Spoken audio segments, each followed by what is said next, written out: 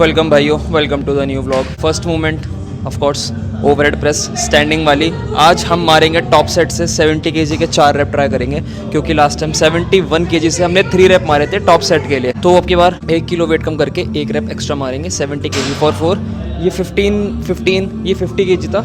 ये मेरा second last warm up है। अब मैं लास्ट वार्म अप लूँगा 60 केजी से 1 प्लेट ईच साइड। उसके 1-2 रैप मारते हैं, फिर दिखाता हूँ आपको top working set 70 kg 4 raps.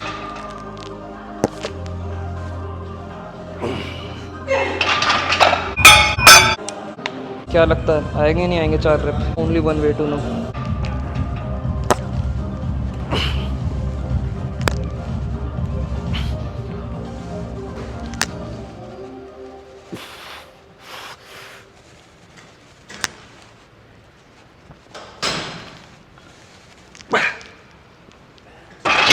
फट गई, पर आ गए। इसमें भाई लिटरली 1 रैप भी ऐड करना ना बहुत बड़ी बात हो जाती है, क्योंकि ये मूवमेंट ही ऐसी है। इतने सभी वेट बढ़ा लो पूरी हालत ख़राब। प्लस इसमें ब्रेसिंग सीखना बहुत इंपॉर्टेंट है, क्योंकि हैवी पुश करोगे विदाउट लर्निंग प्रॉपर ब्रेसिंग सारा तुम्हारी स्पाइन पे आ जाएगा एंड बहुत गंदी इंजरी हो सकती है। इसलिए हैवी मत जाया करो जब तक तुम्हें पता ना हो कि तुम क्या कर रहे हो। फॉर्म पे ध्यान दो, ब्रेसिंग पे ध्यान दो और धीरे धीरे ग्रेजुअली लोड इंक्रीज करो। For the back off 65 kg. Last time 5 reps थे, आपकी बार टारगेट है 6 रेप्स का, और देखते हैं कैसा जाता है।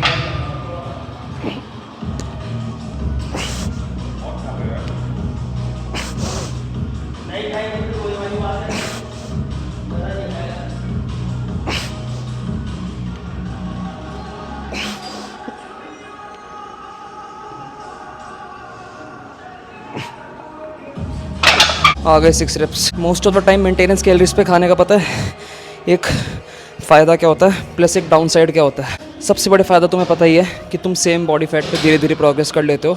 लाइक तुम्हें बार बार फैट नहीं चढ़ाना बल्क पे एंड उसे फिर कट बैक नहीं करना एक अच्छी फिजिक के लिए। सबसे बड़ा तो ये होता है ठीक है फ़ायदा। एंड बट एक सबसे बड़ा डाउन साइड क्या होता है, खैर डाउन साइड बहुत होते हैं, बट सबसे बड़ा क्या होता है कि तुम जिम में तो प्रोग्रेस करते हो बहुत स्लोली वो भी, प्लस जो तुम्हें अपनी एक्यूरेसी मेंटेन करनी पड़ती है ना मैक्रोस के साथ कैलोरीज के साथ, वो काफ़ी होती है। प्लस मेंटेनेंस में तुम कभी भी ट्रूली सेशिएटेड फील नहीं करोगे मेरे अकॉर्डिंग। वो कहीं ना कहीं थोड़ी सी हंगर मेंटेन रहती है, स्पेशली जब तुम ऑलरेडी थोड़े लीनर साइड पे हो। आई वुड से एटलीस्ट 15% से अंदर। अगर तुम एक हायर बॉडी फैट पे हो 18, 20, 22, 21, तो तुम मेन गेनिंग बहुत इजीली कर सकते हो विदाउट एनी सेटाइटी इश्यूज़ या फिर कैलोरी रिस्ट्रिक्शन, या फिर थोड़ा तुम्हें उतनी प्रिसीजन भी नहीं चाहिए होती। बट जब तुम लीन होते हो 15% के अंदर, और मैं तो भाई 12% पे हूँ, ट्रू 12%, तो इस पर बहुत ज़्यादा प्रिसीजन मेंटेन करना पड़ता है और बहुत ज़्यादा एक्यूरेट रहना पड़ता है, क्योंकि लीन रह के मेन गेनिंग करना इज़ वेरी हार्ड। जो बंदा एक्सपीरियंस है वही कर सकता है, प्लस वो भी कोई नहीं कर पाता। एंड तुम्हें पूरे मैक्स पोटेंशियल पे मसल ग्रोथ नहीं मिलने वाली, जो कि इस बात से मैं अच्छे से भी जानता हूँ, मैं अवेयर हूँ, बट मैं स्टिल ट्राई कर रहा हूँ बिकॉज मैं जिम में प्रोग्रेस कर रहा हूँ इसलिए। तो हाँ, फ़ायदे हैं बट भाई नुकसान भी हैं। अब हम अगली करेंगे for a change cable lateral raises. हम मशीन करते थे, बट ट्यूसडे को मैंने तुम्हें बताया था मशीन में मेरे रोटेटर का में थोड़ा इशू आ रहा था लेफ़्ट शोल्डर में, तुम्हें पता है। तो उसकी जगह हमने डंबल लेटरल रेस करी थी, है ना। तो आज हम करेंगे केबल लेटरल रेस। और एक भाई का सवाल भी आया था कि भाई केबल लेटरल रेस कैसे करनी है, सही से फॉर्म टिप्स दो। वो क्वेश्चन ऑफ द डे है भाई, तुम्हें स्क्रीन पे दिख जाएगा। तो आज मैं वही एक्सप्लेन करने वाला हूँ, तुम्हें समझ भी आ जाएगा क्वेश्चन एंड मैं सही से अपना वर्कआउट भी कर लूँगा। Let's go.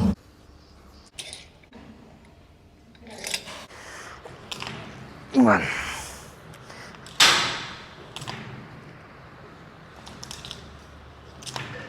3, 4, 5, 6,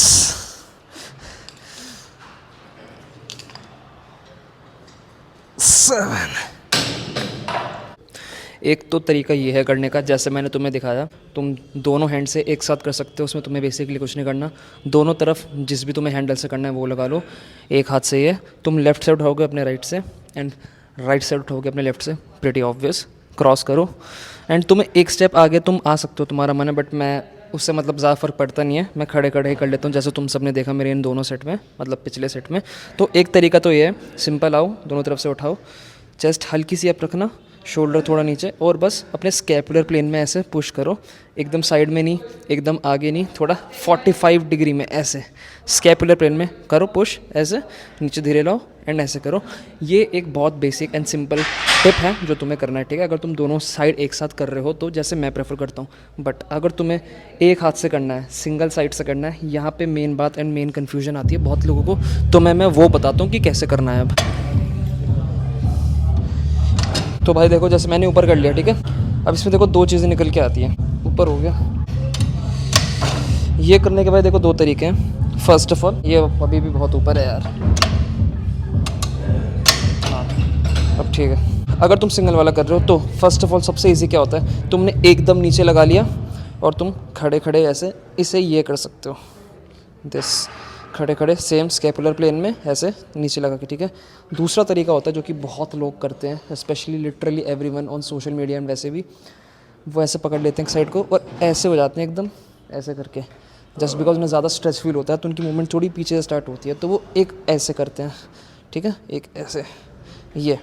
और तीसरा क्या होता है जो मेरा पर्सनल है कि जैसे तुम्हारा हाथ तुम रेस्ट जब करते हो यहाँ पे आता है, राइट, तो तुम्हारा हैंडल ना यहीं होना चाहिए।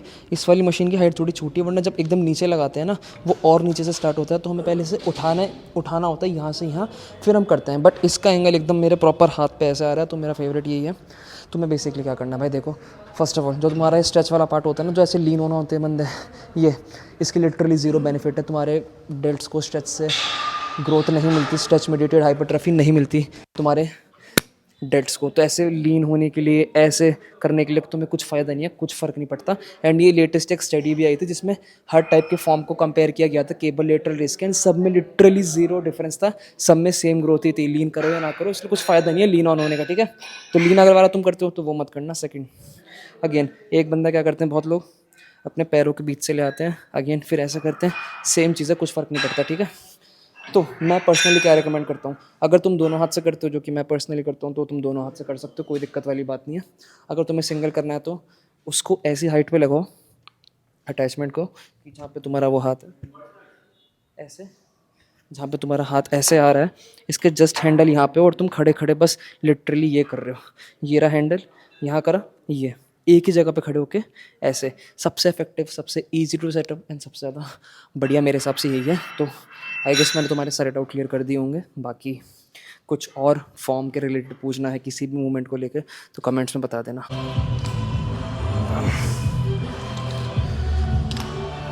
2 3 4 5 6 7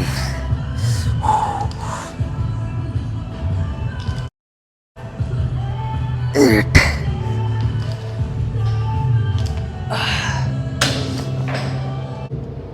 तो next tricep push down with our obvious V handle.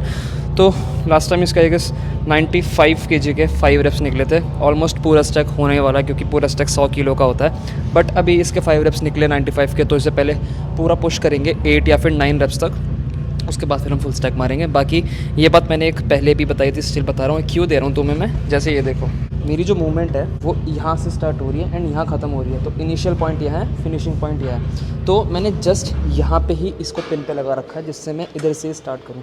अगर मैं इसकी जगह एकदम ऊपर लगा देता जैसे कि हर कोई बंदा करता है, तो पहले मुझे मूवमेंट ट्राइसेप की अपनी यहाँ से लेके यहाँ तक तो मेरे लैट्स ही यूज़ हो रहे हैं, लाइक इतनी मूवमेंट, इसका कुछ सेंस नहीं बनता क्योंकि हम अपने लैट्स ट्रेन नहीं कर रहे हैं, हम अपने ट्राइसेप ट्रेन कर रहे हैं। तो यहाँ से यहाँ तक लाने में बहुत एनर्जी वेस्ट होती है, प्लस कोई सेंस नहीं बनती उसकी क्योंकि हम अपना ट्राइसेप ट्रेन कर रहे हैं ना। एंड जब तुम हैवी वेट पे प्रोग्रेस करोगे जैसे मैं करता हूँ, तो यहाँ से यहाँ तक की मूवमेंट में तुम्हारी एनर्जी बहुत वेस्ट होती है, प्लस तुम उसे अफोर्ड नहीं कर सकते। अगर तुम्हें इतनी एनर्जी वेस्ट करनी पड़ेगी तो तुम अपने एक्चुअल सेट में उस लेवल पे पुश नहीं कर पाओगे, and that's a very bad thing. तो ये क्यों था, 6 पे लगा दिया मैंने, यहीं से स्टार्ट होगी मूवमेंट एंड यहाँ ख़त्म हो जाएगी।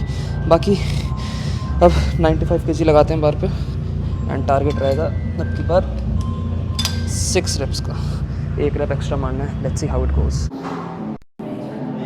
हमें अपनी प्लेट भी लगानी पड़ेगी स्टेबिलिटी के लिए। ये मैं लगा रहा हूँ अलग से 20 किलो की प्लेट। तो मैं मेरी शक्ल नहीं दिख रही होगी इस टाइम क्योंकि मैं नीचे बैठा हुआ हूँ, बट स्टिल दिखा देता हूँ तुम्हें। ये है 20 kg की plate. 1 2 3 4 5 1 more।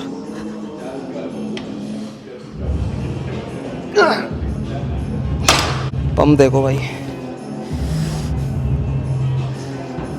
This was I guess true failure. 0 reps in reserve. पूरे एग्जैक्ट 6 rep ही निकले। अगर मैं एक एक्स्ट्रा मारता मैं ऐसे वेट को 1% भी नहीं हिला पाता। तो या दैट्स गुड, रियली गुड। हमने प्रोग्रेस कर ली है 1 rep से एंड इसका एक ही सेट मारता हूँ मैं। तुम सबको पता है because 1 set is enough to grow. तो पागलों की तरह जंक वॉल्यूम मत करो 10-10 सेट मार के। All it will do is तुम्हारी बॉडी में एक्स्ट्रा फटीग एक्यूमुलेट होगा और तुम्हारी प्रोग्रेस नहीं होगी। That's it. So 95 kg 6 rep successfully completed and pump and muscle तुम्हें दिख ही रही है क्योंकि at the end of the day bigger muscles means bigger weights and bigger strength. That's just how it works. Directly correlated है दोनों। या और कुछ नहीं बोलने के लिए, जस्ट एंजॉय द प्रोग्रेस। हमारी केबल हैमर कर्ल्स की last time we did 5 reps for 90 kg। हमने 90 किलो के 5 rep मारे थे। So this time we will do around 6 reps। पूरी कोशिश रहेगी भाई, बाकी देखते हैं। 1 2 3 4 5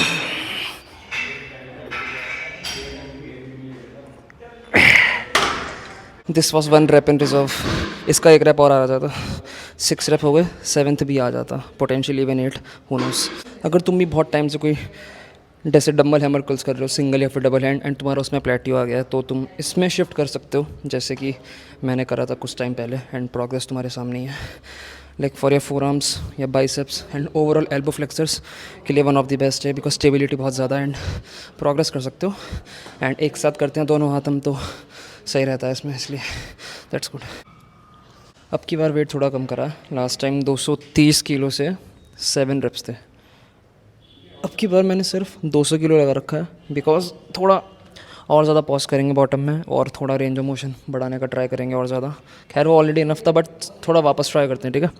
200 किलो इसके टारगेट आएगा एटलीस्ट 8 reps तो मारने हैं इसके, एटलीस्ट 8 reps मारेंगे इसके क्योंकि एक ही सेट है, we have to make it count. 1 2 3 4 5 6 7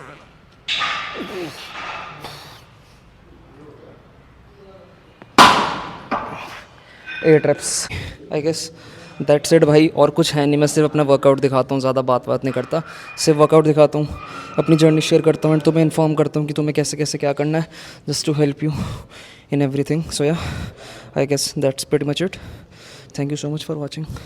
अगले व्लॉग में मिलते हैं। टेक केयर, ख्याल रखो सब अपना।